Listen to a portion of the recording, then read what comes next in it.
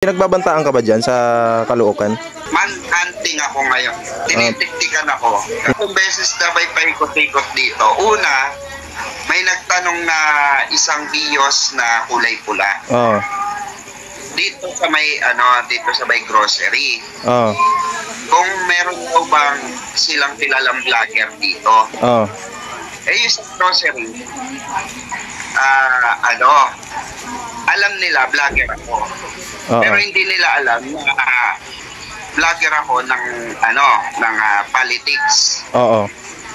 So ngayon, nagtanong yung pagbili ng asawa ko, nagtanong yung lalaki, sabi gano'n,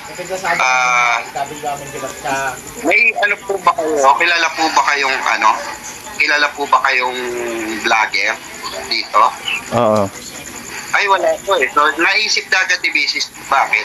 Eh, sa lugar na to, ako lang yung vlogger. So, nagtaka na si Mrs. So yung face mask, tapos naka-sombrero, naka-salamin. Oo. Na medyo chubby-chubby na tapos pula t-shirt. So pulang orange, gano'n ng color. So, di ba ang sinusuportahan mo si Trillanes, di ba? Oo. So pinag-initan ka ng mayor dyan sa Caloocan, kung ganun. Possible yun, Lods, kasi may nabalitaan ako na tinabanatan ng partido nila. Oo. Na vlogger din. Oo. Ni Mayor Trillanes. Dahil malakas nga eh. So, nagse-survey, pinabanatan.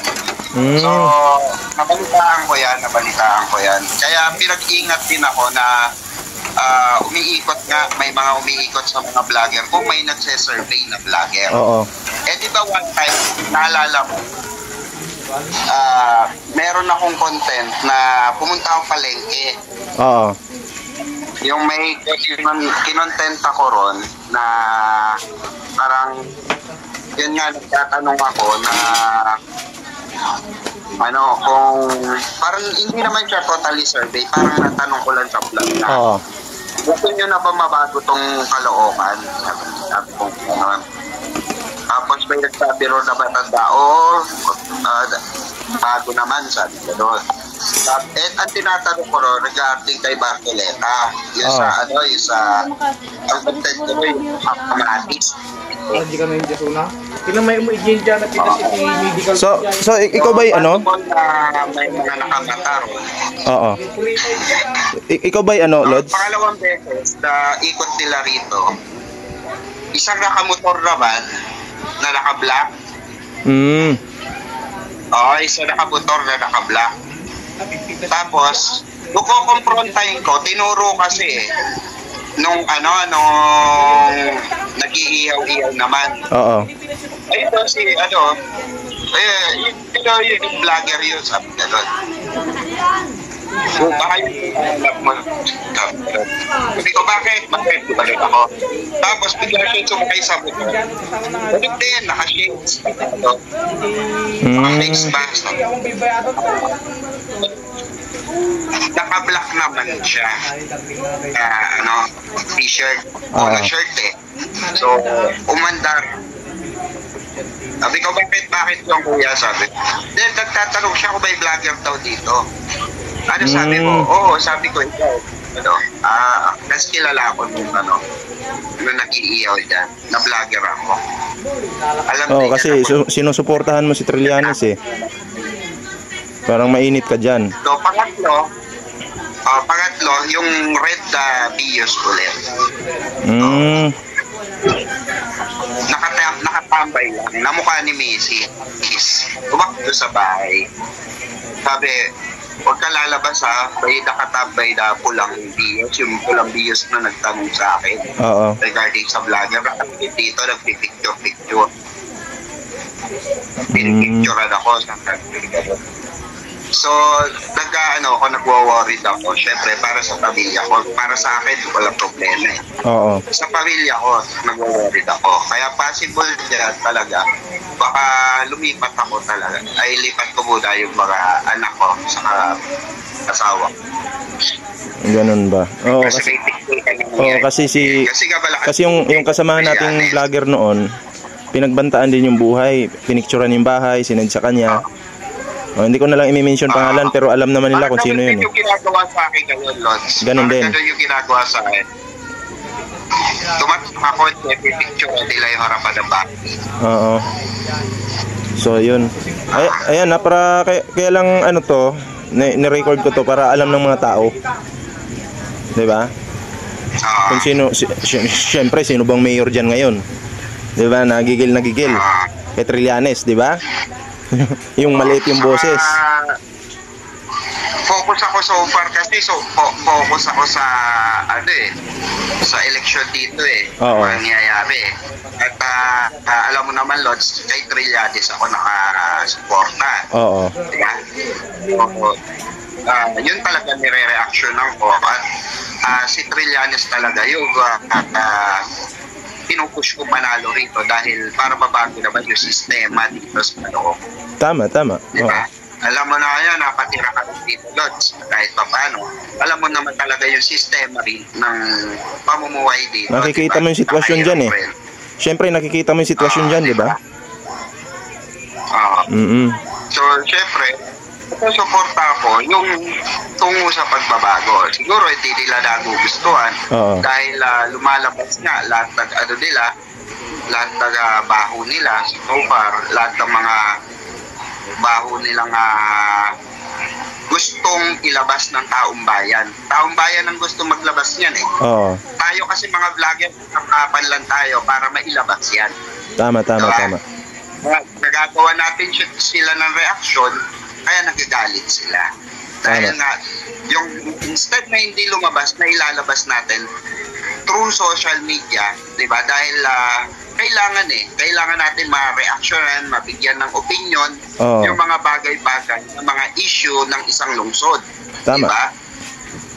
So yun, Lods, salamat sa mo at ingat ka dyan kasi syempre iniikot-ikutan ka dyan ng mga tauhan ni... Nung una nga ako paglabas eh. Saka nagtalaga ako ng watcher ko dyan. Okay, sige. May binabayaran akong watcher ko dyan sa labas. Okay, sige. Pagka videoan din niya or picturean din niya para at least meron akong meron akong ebidensya na talagang kaya pala diretso yung tingin ng mama. Para makakaidaran ko lang din para mga nasa 38, 39, ganun, 40. Nasa kaidaran ko lang din. So, patingin lang siya diretso. Tapos nung palabas ako, ayan vlogger yun Tapos bigla kayo ng motor niya, umalis na. Okay. So yung mga ganun kalawan, alam ko na yun eh. Alam ko may mga pinaplano eh. So wag lang tayo ako wala talaga solid evidence, diba? Tama. Sige, Lods. At i-update, ko to ngayon, upload para alam ng mga ng mga supporter ni Trillanes na ganyan yung galawan ng kalaban. Yes. Sige, Lods. Mamaya ulit ay shoutout sa lahat na mga actually marami nagpapaalala rin sa akin sa comment section. Salamat sa inyo na bibigay sa akin ng paalala na may pagka-traitor ka raw, ingat-ingat lang daw. So, ayun, maraming salamat sa mga viewers natin, especially na nagbibigay ng hint na ating mag-ingat. Maraming salamat. So, Lods, ingat dyan ha. Sige, bye-bye. Salamat din, Lods. Ingat. Traidor yung na yan kaya paglalabas, tingin sa kaliwat kanan, harap. Diba? Sige. Traidoran talaga ngayon nangyayari. So, alam nyo na, diba? Kasi ayaw bitawan yung Caloocan eh. Oo nga eh. Magbayanan eh. Sige, Lods. Okay, salamat Lord. Okay, sige. So, grabe mga pre, talaga namang itong kaibigan natin na si Birador Pikwa ay talaga namang inikutan pala yung kanyang bahay. Binalik-balikan yung lugar kung saan siya nakatira, no? Talagang itong kalaban ni Trillanes, no? Talagang gagawin yung lahat para lang hindi mawala sa posisyon. Yung mga sabik na sabik sa kapangyarihan, gusto nila habang buhay sila yung hahawak sa Caloocan. Alam niyo yun mga pre, talaga namang hindi maganda yung ganun no? Bakit? Walang project walang programa para sa mga kabataan na nagra-rugby diyan sa tabi-tabi. Tapos gusto mo ikaw yung palaging nasa posisyon, no? Hindi naman natin sinasabing siya ngayon, pero nakakaduda. Etong si Pikwa ay palaging sumusuporta dito kay Trillanes. Ang kinokontent niya ay si Trillanes at yung mga naninira sa kanya. Tapos ngayon, merong umiikot sa lugar niya. Sa lugar kung saan siya nakatira, sa Caloocan. Kasi si Birador Pikwa ay nakikita niya yung sitwasyon ng Caloocan. Malala. 'Di ba? Napakalala po talaga. Madumi, may mga basura, 'di ba? So syempre, pinagtatanggol ni Birador Pikwa itong si Trillanes, 'di ba? Pero tingnan mo, 'di ba? Ano bang purpose? Bakit ka iikot sa isang lugar at magtatanong ka kung may vlogger ba dito? O, sige. Anong dahilan? Anong dahilan nyo? Kaya, mga pre, eto pag may nangyari dito kay Pikwa, wala tayong ibang sisisihin. Alam nyo na kung sino yun. Di ba? Kasi, itong kaibigan natin na vlogger din, no? Natandaan nyo yung content ni biyahe ni Koy noon na pinicturean yung bahay niya, may nagchat sa kanya, tinakot siya. 'Di ba? Ganun na ganun din yung nangyari kay Pikwa ngayon, mga pre. Pero talaga namang 'di ba? Gusto nilang sila lang palagi yung nakaupo sa Caloocan. Wala namang improvements yung Caloocan. Yung iba, mga kalsada diyan sa Caloocan, hindi naman nakasemento. So, 'di ba? Talagang nakakapanggigil no? Anyway, yun lang po yung ating video ngayon. Basta pag may nangyari dito kay Pikwa, mga pre, wala tayong ibang sisisihin.